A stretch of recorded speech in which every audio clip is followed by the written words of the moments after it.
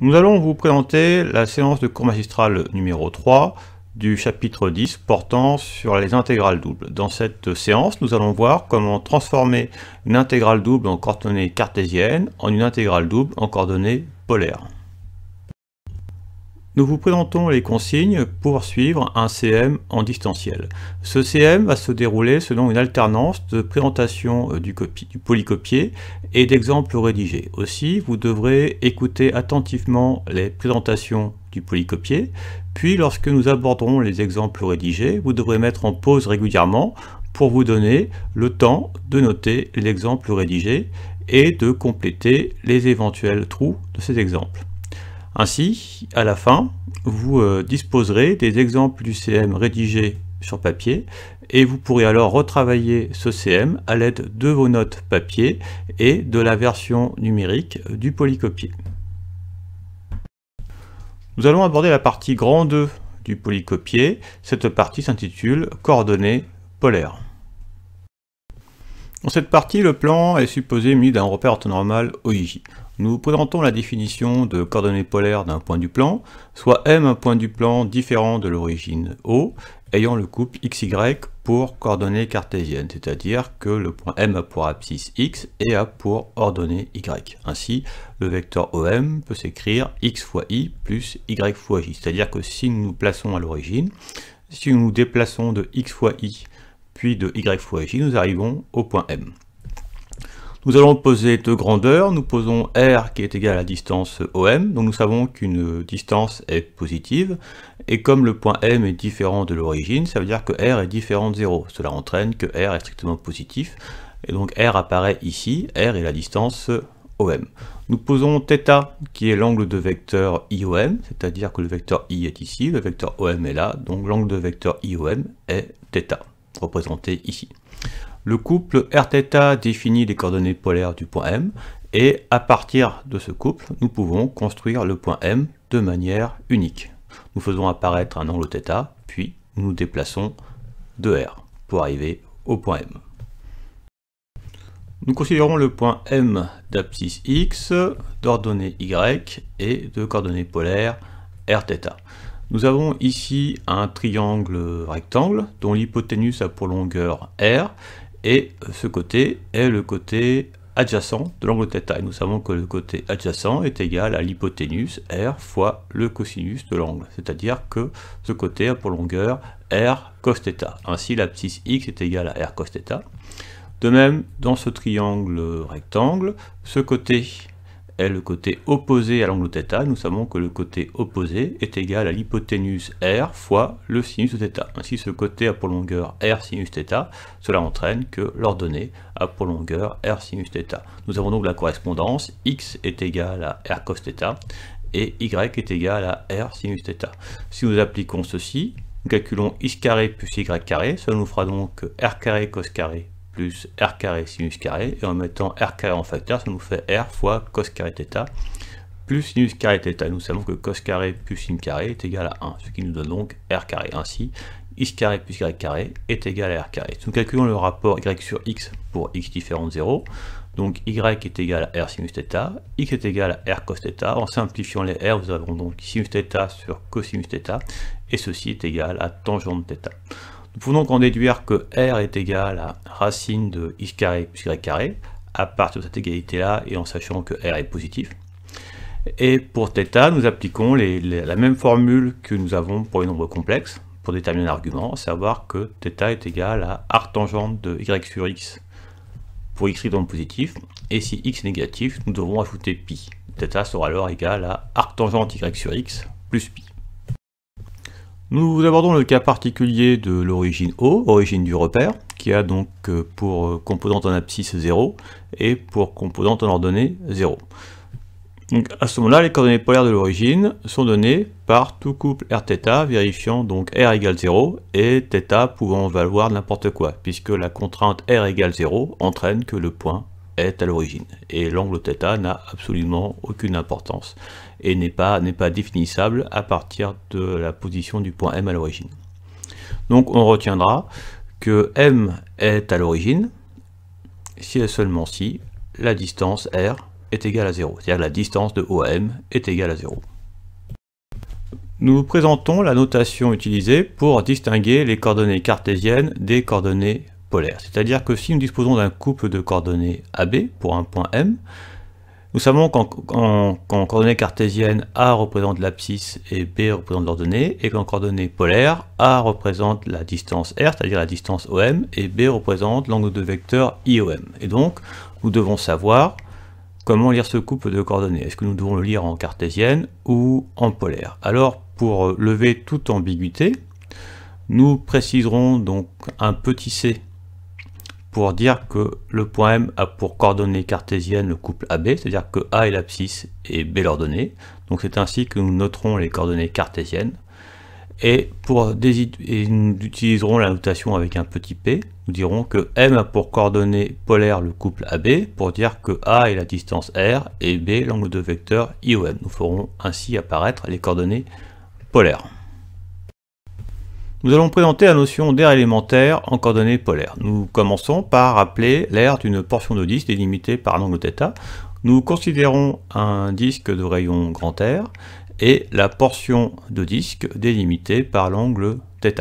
L'aire de cette portion de disque est donnée par S égale θ sur 2 fois R carré.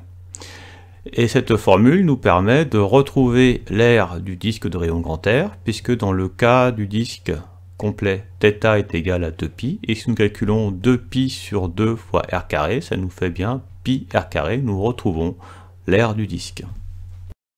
Nous pouvons aussi définir une portion de disque à l'aide de deux angles θ1, θ2, et l'aire de cette portion de disque, on l'obtient en appliquant la même formule que tout à l'heure, en considérant l'angle entre les deux bords de la portion. Et l'angle qui est ici est θ2 moins θ1, ainsi l'aire de la portion de disque sera θ2 moins θ1 sur 2 fois r au carré. A l'aide de la formule précédente, nous allons pouvoir calculer la différence d'aire entre deux portions de disque. Alors nous considérons ce que nous allons appeler la grande portion de disque, qui va être la portion délimitée par les angles θ1, θ2 et de rayon R2, et la petite portion de disque qui est délimitée par θ1 et θ2 et de rayon R1. Ainsi, l'aire assurée, ici, représente la différence d'aire entre les deux portions. C'est-à-dire que c'est l'aire de la grande portion moins l'aire de la petite portion. Alors pour calculer cette expression, nous allons utiliser la formule précédente. Nous faisons apparaître donc l'aire de la grande portion, qui est égale à ceci, et l'aire de la petite portion. Et en mettant en facteur θ1 moins θ2 sur 2, nous obtenons θ2 moins θ1 sur 2 fois r2 carré moins r1 au carré. Et en utilisant le symbole delta pour faire apparaître les variations, nous disons que delta S est donc delta θ sur 2 fois delta r au carré. Donc la différence d'aire est égale à la différence entre les deux angles fois la différence entre les carrés des rayons, le tout divisé par 2. En application de la formule précédente, nous allons pouvoir définir l'aire élémentaire en polaire.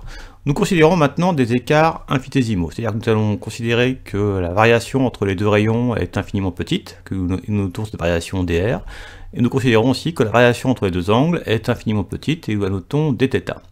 Donc ainsi, l'aire que nous voulons calculer est l'aire suivante, et la différence d'aire entre les deux portions, où la petite portion a pour rayon R, la grande portion a pour rayon R plus dr, c'est-à-dire que l'écart entre les deux est égal à dr, et la variation entre les deux angles est de l'ordre de dθ, puisque nous dirons que le petit angle est égal à θ, et l'angle supérieur est égal à θ plus θ, donc la variation entre les deux angles est égale à dθ. Alors si nous appliquons la formule, en considérant maintenant des variations infinitésimales, donc la variation infinitésimale de l'aire va être égale donc à la variation infinitésimale de l'angle θ fois la variation infinitésimale du carré du rayon. Donc nous savons que d de r carré, c'est la dérivée de r carré fois dr, ce qui nous donne donc, nous savons la dérivée de r carré, ça vaut 2r, nous obtenons donc 2r fois dr. d de r carré est égal à 2r fois dr, et en simplifiant les deux, nous arrivons à ds qui est égal à r dr dθ.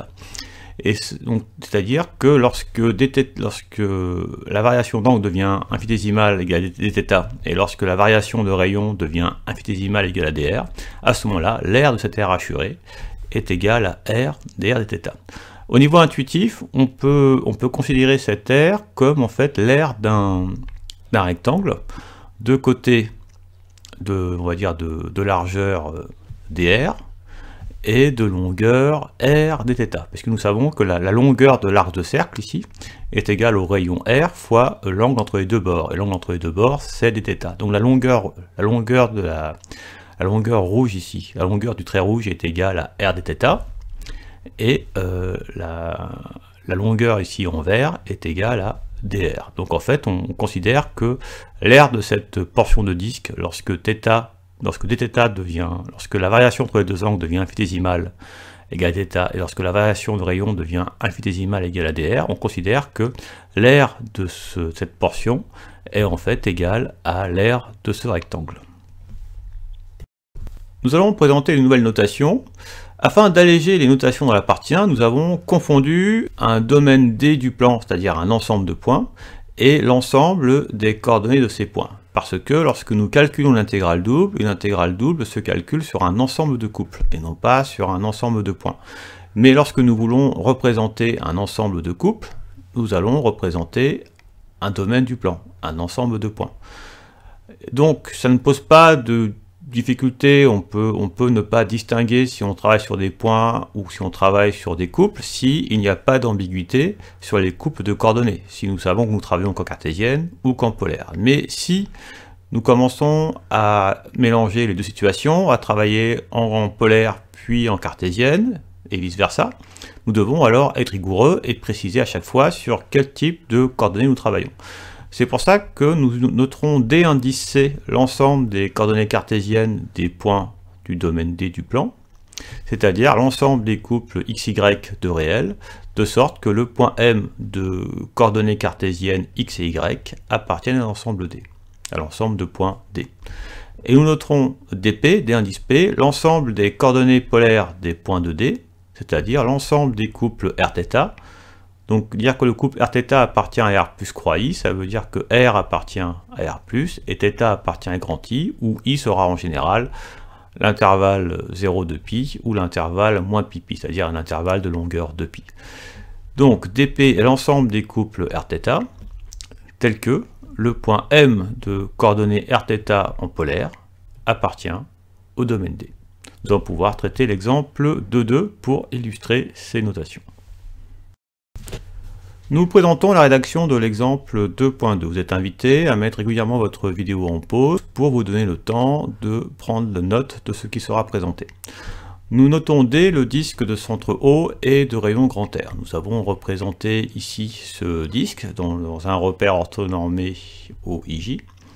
Pour un point M du disque D, nous pouvons considérer ces coordonnées cartésiennes qui vont être donc données par le couple XY, avec X représentant l'abscisse et Y l'ordonnée. Et nous pouvons aussi, pour ce même point, considérer ces coordonnées cartésiennes avec R qui est la distance OM et θ, l'angle de vecteur IOM.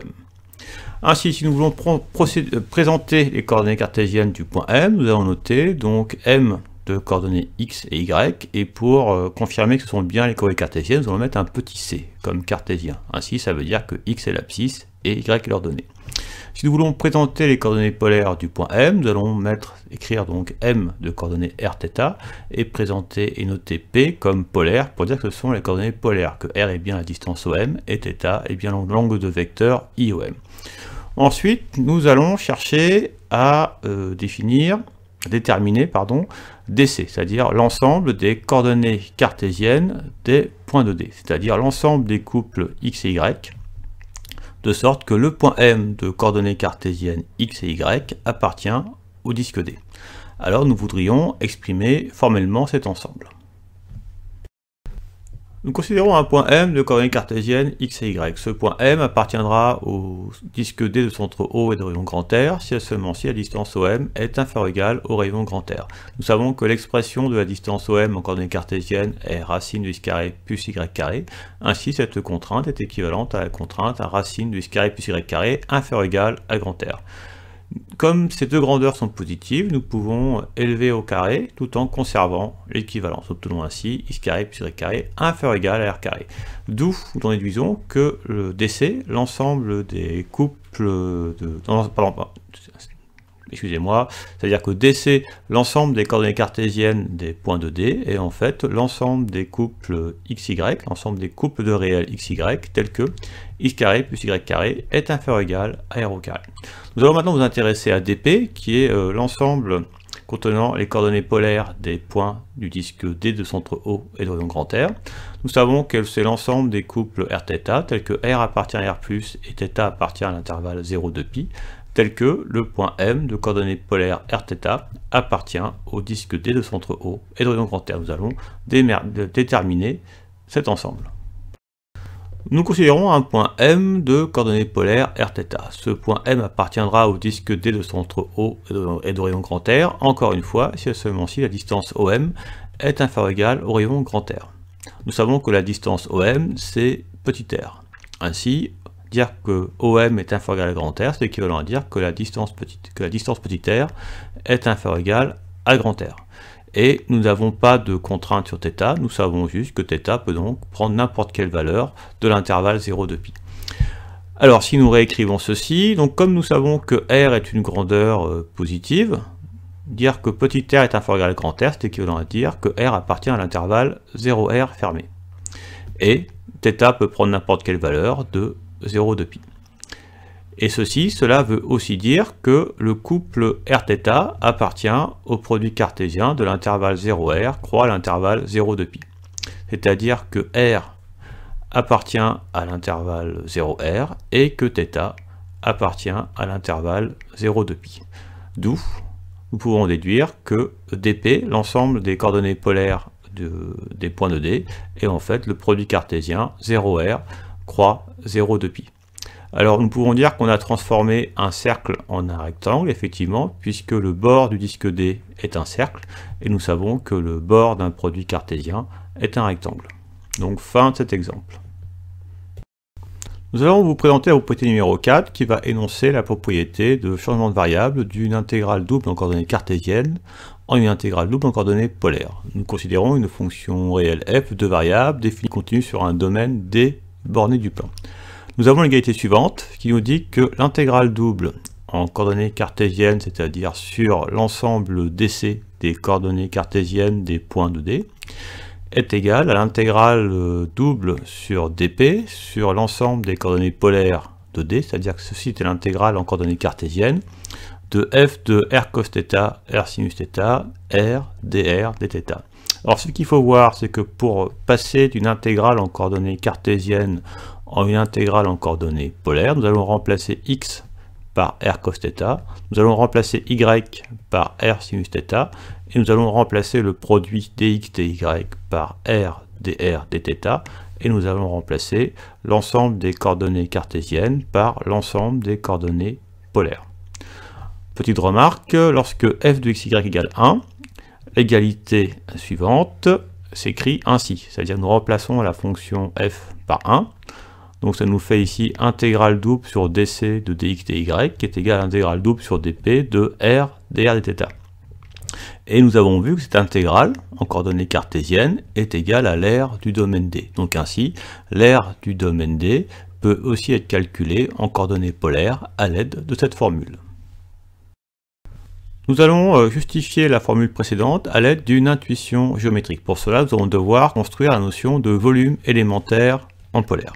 Nous allons considérer donc dans un premier temps un point du domaine de coordonnées cartésiennes xy et de coordonnées polaires rθ. C'est-à-dire que nous nous positionnons sur le plan porté par le repère OIJ. Ce repère OIJ, nous le représentons en perspective. Nous avons donc ici l'axe OI qui est l'axe des abscisses et l'axe OJ qui est l'axe des ordonnées. Donc si nous plaçons le point M d'abscisse X et les ordonnées Y, il apparaît ici. Et ces coordonnées polaires sont donc R égale OM et d'angle θ qui est l'angle de vecteur IOM. Alors, nous passons d'un repère en 2 dimensions en un repère en 3 dimensions en ajoutant l'axe OK. Donc le point que nous avons présenté ici apparaît là. Et maintenant nous ne faisons apparaître que les coordonnées polaires, donc la distance OM, R, et l'angle de vecteur θ, l'angle de vecteur entre OI et OM, que nous avons représenté sur le bord supérieur de cette couronne. Alors l'idée c'est que à partir de ce point, nous nous décalons de dr, puisque l'épaisseur de la couronne est dr, et ensuite on se décale de dθ. C'est-à-dire que nous faisons apparaître ici l'air élémentaire que nous avons déjà vu. Cet air élémentaire est en fait la différence de la grande portion de disque et de la petite portion de disque. Donc cet air élémentaire, nous l'avons calculé, nous avons établi que c'était égal à ds égale r dr dθ. Donc nous avons une surface élémentaire. Pour construire un volume, il nous faut une hauteur. Et comme hauteur, nous allons considérer donc le point image du point M qui est sur le plan OIJ en ajoutant la composante f de xy. Donc nous prenons comme hauteur la grandeur f de xy. Et ainsi nous allons pouvoir faire apparaître le volume élémentaire. Si nous regardons donc le volume élémentaire, nous avons ici donc la surface élémentaire et nous prenons comme hauteur f de xy. Nous faisons apparaître donc ici ce volume, si nous faisons un peu mieux apparaître en rouge, et ce volume est donc le volume élémentaire. Si nous voulons calculer sa valeur, nous savons que donc dv c'est hauteur, donc la hauteur qui est égale à f de xy, fois l'air élémentaire qui est ici, donc qui est égal à ce qu'on avait dit ds, et on avait dit que ds était égal à r dr dθ. Donc nous obtenons dv qui est égal donc à la hauteur f de xy fois ds, et nous avons dit que ds est égal à r dr dθ. Et nous savons que x est égal à r cos θ, et y est égal à r sinus θ. Ainsi, ce volume élémentaire vaut f de r cos θ, r sinus θ, r dr dθ. Nous avons établi que le volume élémentaire en polaire au point de coordonnées xy est donc dv qui est égal à f de r cos θ, r sinus θ, r dr dθ. Alors si nous prenons le temps de faire un petit dessin pour expliquer un petit peu l'intuition géométrique, nous avons un domaine D que nous avons représenté sur le plan OIJ. Nous avons ici un point de coordonnées, un point de D de coordonnées cartésiennes xy que nous posons de coordonnées polaires rθ.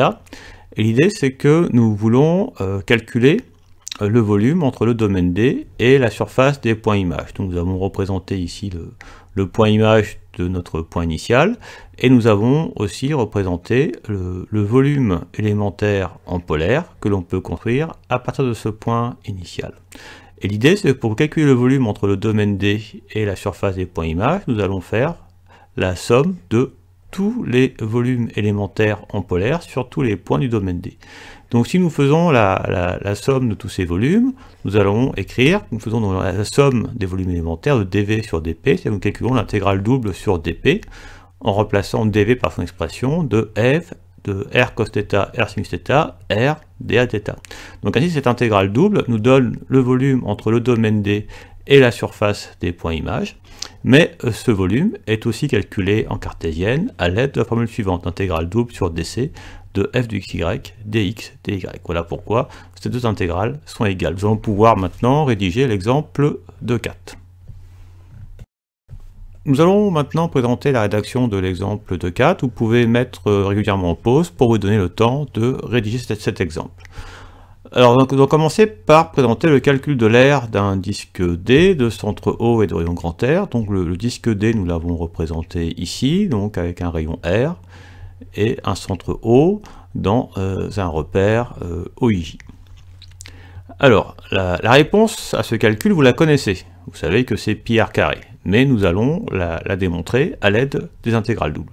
Alors nous savons que le calcul d'air en intégrale double peut se faire selon deux formules. Nous avons donc la formule que nous avons vue en cartésienne, où dc est l'ensemble des coordonnées cartésiennes du domaine D, et nous avons aussi la formule en coordonnées polaires, où dp est l'ensemble des coordonnées polaires du domaine D, des points du domaine D. On a vu que dans le cas d'un disque D de centre O et de rayon grand R, l'ensemble des coordonnées polaires des points de ce disque est donné par le produit cartésien 0r croix 0,2 pi, c'est-à-dire que la variable, la composante petit r de la distance OM varie entre 0 et r, et l'angle θ, l'angle de vecteur IOM, varie entre 0 et 2π. Nous pouvons alors calculer l'aire du disque D de centre O et de rayon grand R à l'aide de la formule du calcul d'aire en polaire, à savoir intégrale double sur dp de R dr dθ, où dp est l'ensemble des coordonnées polaires des points du disque D. Nous avons établi que dp est égal à 0r croix 0,2π. Nous pouvons ainsi réécrire cette intégrale en remplaçant dp par 0r croix 0,2π, où 0r est l'intervalle que décrit petit r et 0,2π est l'intervalle que décrit θ. Nous pouvons encore réécrire cette intégrale double en faisant apparaître sur la première intégrale les bornes de petit r, à savoir 0 et grand R. Nous pouvons faire apparaître sur la deuxième intégrale double les bornes de θ, à savoir 0 et 2π. Nous faisons apparaître dr en premier pour signifier que la première intégrale porte sur la variable r, et nous faisons apparaître dθ en deuxième pour signifier que la deuxième intégrale porte sur la variable θ. Nous avons alors que rdr est une expression qui est constante par rapport à θ. Nous pouvons donc la mettre en facteur de l'intégrale en la variable θ. Nous obtenons alors le produit intégral de 0 à grand R de rdr fois intégrale de 0 à 2π de dθ. Nous savons qu'une primitive de petit r par rapport à r est r carré sur 2, et pour la deuxième intégrale, nous pouvons remarquer que c'est en fait l'intégrale de 1 fois dθ. Et nous savons qu'une primitive de 1 par rapport à θ est θ. Il ne reste plus à calculer donc les variations de cette expression entre les deux bornes d'intégration. Alors, pour petit r carré sur 2, nous allons donc avoir grand R carré sur 2 moins 0, et pour θ, nous allons avoir donc 2π moins 0. Et donc, en simplifiant les deux, nous trouvons bien pi r carré, qui est bien l'aire d'un disque D de rayon grand R. Pour la suite, nous allons calculer le volume délimité par une section de cylindre. Dans un premier temps, nous allons construire ce cylindre en présentant les éléments qui vont permettre de définir cette section de cylindre. Alors, nous commençons par présenter le disque D de centre O et de rayon grand R, avec R qui est égal à 2 cm, porté par le plan muni d'un repère en temps normal OIJ. Donc nous avons fait apparaître ici le plan en temps normal OIJ. Nous avons aussi ajouté un axe K parce que notre figure sera en 3 dimensions. Alors le domaine D, lui, est représenté sur le plan OIJ. Pour le représenter, on va placer 4 points particuliers. Donc les points de l'axe OX de composante en abscisse 2 et moins 2, les points de l'axe OY de composante en ordonnée 2 et moins 2, ça nous fait 4 points que nous allons relier à l'aide d'une ellipse pour représenter notre cercle en perspective. Et nous avons ainsi représenté le domaine D. Ensuite, nous intéressons au plan P, qui est un plan parallèle à l'axe OX et passant par le point A de coordonnées 0, moins 2, 5 et le point B de coordonnées 0, 2, 1. Donc nous devons placer ces deux points en premier temps. Donc le point A a une composante nulle en abscisse, ça veut dire que le point A est dans le repère OJ OK. Alors de composante moins 2 en ordonnée et de composante 5 en cote. De même, le point B a une composante nulle en abscisse, et donc dans le repère OJ OK, avec une composante de 2 en ordonnée et une composante de 1 en cote. Ensuite, nous allons pouvoir construire le plan P, entre guillemets, à vue de nez. Pour cela, donc, on va construire deux bords qui vont être parallèles à l'axe OX. Donc, un bord que nous allons placer au-dessus de A et un autre bord que nous allons placer en dessous de B, que nous allons relier ensuite par des bords latéraux pour se donner une idée du plan P. Il ne nous restera plus ensuite qu'à tracer la section du cylindre avec le plan P, où on considère le cylindre de base, le disque D. Nous construisons ensuite la section du cylindre de base, le disque D, avec le plan P. Donc pour cela, nous allons faire apparaître deux lignes courbes qui vont relier A et B, donc une ligne courbe qu'on peut dire inférieure et une ligne courbe que nous pouvons dire supérieure, que nous représentons aussi à vue de nez selon l'intuition que nous avons de cette section entre le cylindre et le plan P. Pour finir de représenter cette section de cylindre, nous faisons apparaître en trait plein les bords latéraux. Et nous voyons apparaître donc cette section de cylindre dont nous voulons calculer le volume. Nous allons par la suite calculer le volume V, qui est le volume entre le domaine D et le plan P. Donc si nous revenons sur notre dessin, nous avons ici le domaine D, nous avons le plan P, et donc le volume compris entre ce domaine D et le plan P est bien le volume de notre section de cylindre. Alors, pour calculer ce volume, nous allons procéder de deux manières, d'une manière géométrique et d'une manière analytique. Alors, nous allons commencer par la démarche géométrique où nous allons utiliser en fait les formules que vous avez vues au collège. Nous avons représenté ici la section de cylindre dont nous voulons calculer le volume, nous allons apparaître V.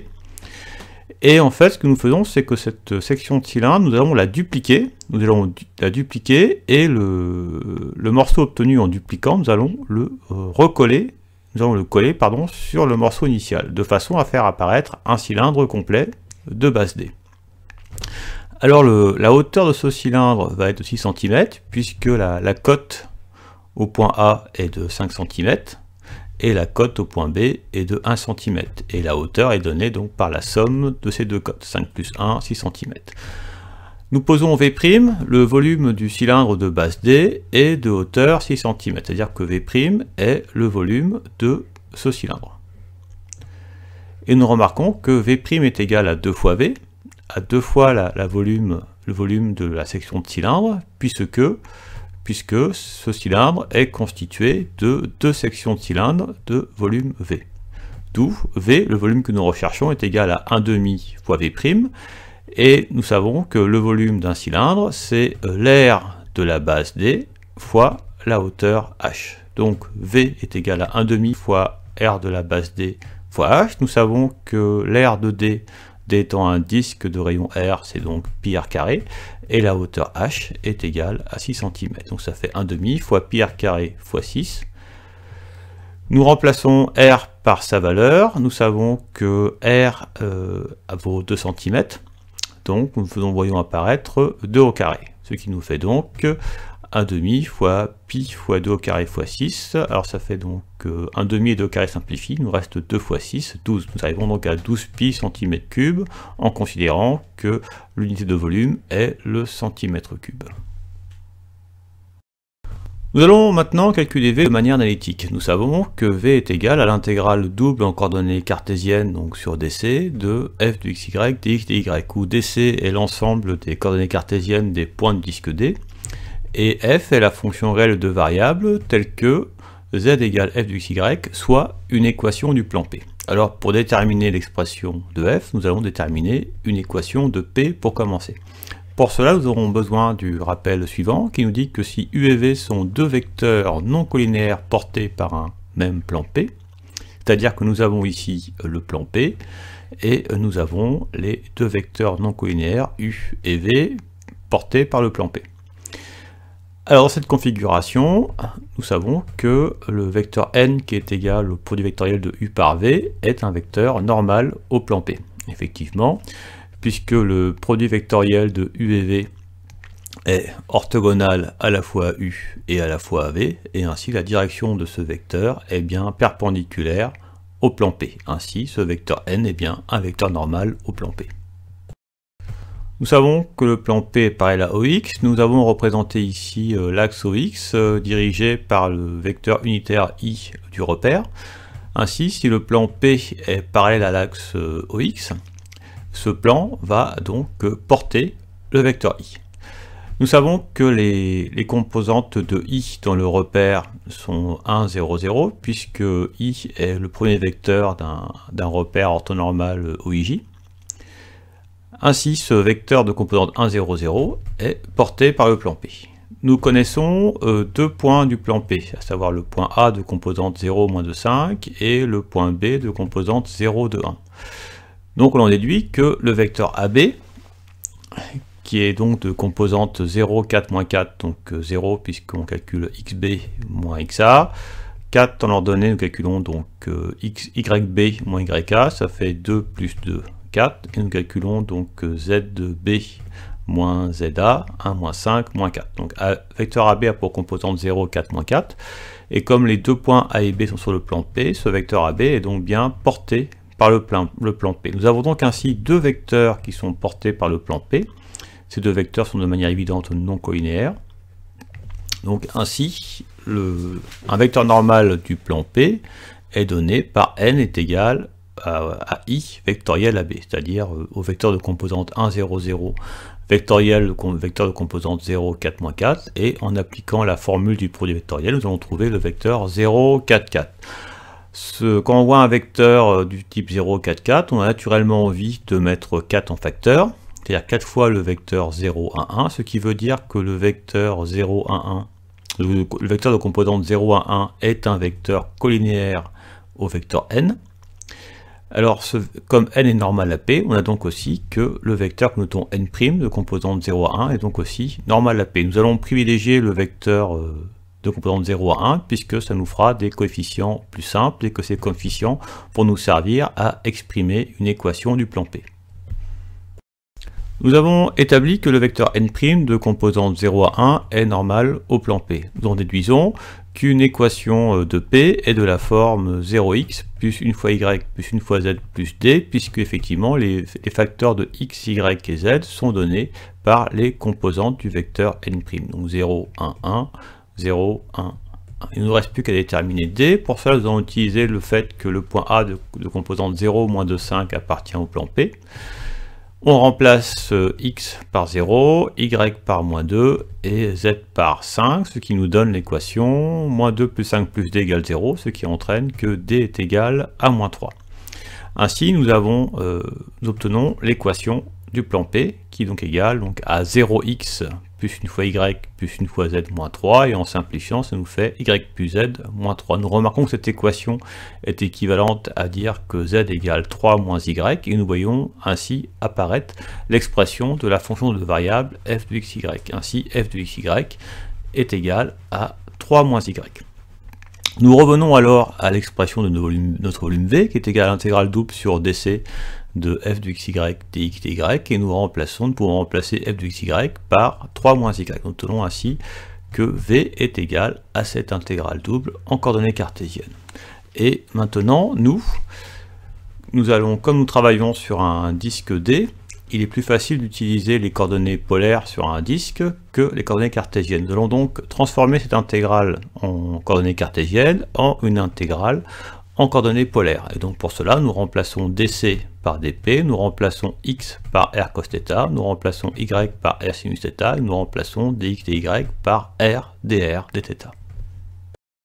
Nous avons établi que le volume V est égal à l'intégrale double sur dp de f de r cos θ, r sinus θ, r dr dθ, avec f de xy qui est égal à 3 moins y, et dp qui est l'ensemble des coordonnées polaires du disque D de centre O et d'horizon grand R, c'est-à-dire dp qui est égal à 0r croix 0 de pi, c'est ce que nous avons établi précédemment, avec donc 0 grand R qui est l'intervalle que décrit petit r, et 0 de pi, l'intervalle que décrit θ. Ainsi, au lieu de noter intégrale double sur dp, nous pouvons noter intégrale de 0 à grand R en faisant apparaître sur la première intégrale les bornes de petit r. Sur la deuxième intégrale, nous faisons apparaître les bornes de θ. Nous allons exprimer ensuite f de r cos θ, r sinus θ. Donc cette expression-ci est obtenue en remplaçant x par r cos θ et y par r sinus θ dans l'expression de f de xy. Ainsi, pour obtenir l'expression suivante, nous avons juste à remplacer y par r sinus θ. Nous voyons donc apparaître ici 3 moins r sinus θ fois r dr dθ, qui est en fait donc l'air élémentaire en polaire. Nous obtenons donc ensuite, nous distribuons le petit r, ça nous fait donc 3r moins r carré sinus θ. Nous avons donc une intégrale double sur un pavé en les variables r et θ, où la première intégrale est relative à la variable r et la deuxième intégrale est relative à la variable θ. Alors nous savons que pour l'intégrale double sur un pavé, nous pouvons choisir d'intégrer soit d'abord par rapport à θ ou d'intégrer soit d'abord par rapport à r. Donc ici nous allons faire le choix d'intégrer d'abord par rapport à θ. Alors pour ça, nous allons faire apparaître entre parenthèses l'intégrale en la variable θ. Et cette intégrale en la variable θ nous donnera donc une fonction en la variable r que nous intégrerons ensuite par rapport à r. Alors calculons cette première intégrale en la variable θ. Nous devons intégrer 3r par rapport à θ. Donc comme 3r c'est constant par rapport à θ, une primitive par rapport à θ c'est donc 3rθ. Et ensuite une primitive de moins r carré sinus θ par rapport à θ. Donc nous savons qu'une primitive de sinus θ c'est moins cosinus θ. Et comme nous avons un moins devant, ça va donner donc plus r carré cosinus θ. Calculons ensuite la variation de cette expression entre θ égale 2π et θ égale 0. Pour θ égale 2π, donc ça nous fait ici 3r fois 2π, ça nous donne 6πr. Et ensuite, pour θ égale 2π, cosinus 2π, ça vaut cosinus 0, ça vaut 1, il nous reste r carré. Et ensuite, si nous remplaçons θ par 0, donc 3r fois 0, ça nous donne 0. Et r carré fois cosinus 0, ça nous donne r carré fois 1, ça nous donne r carré. Nous remarquons que les r carrés ici peuvent se simplifier lors de la soustraction. Donc il nous reste intégrale de 0 à r de 6πr dr. Nous allons pouvoir conclure en calculant l'intégrale de 0 à grand R de 6π fois r dr. Nous savons qu'une primitive de petit r par rapport à r est r carré sur 2, et r carré sur 2 fois 6π nous donne 3π r carré. Nous calculons ensuite la variation de cette expression entre grand R et 0. Donc pour petit r égale grand R, ça nous fait 3π grand R carré, et pour petit r égale 0, ça nous fait donc 3π fois 0 carré qui nous donne 0. Donc il nous reste 3π r carré. Nous savons que grand R est égal à 2 cm, donc ça nous fait 3π fois 2 au carré, ce qui donne bien 12π cm3. Nous retrouvons le résultat obtenu géométriquement. Fin de cette séance.